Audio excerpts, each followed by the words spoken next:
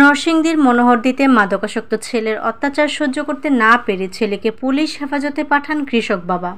উপজেলার কৃষ্ণপুর ইউনিয়নের খালিয়াবাদ গ্রামের কৃষক জয়নাল আবেদিনের ছেলে মাজহারুল ইসলাম এ ঘটনা ঘটান।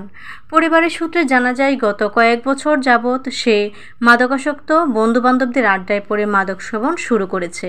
মঙ্গলবার মাদক সেবনের টাকার জন্য মা বাবাকে চাপ দেয়। বাবা মা টাকা দিতে অস্বীকৃতি জানালে দুটি বসতঘরের আসবাবপত্র ও ঘর কুড়াল দিয়ে কুপিয়ে গুঁড়িয়ে দেয়। পরিবারের লোকজন কোনোভাবেই সামাল দিতে না পেরে মনোহরদী থানা পুলিশকে খবর দিলে পুলিশ এসে ধরে থানা হেফাজতে নিয়ে যায়।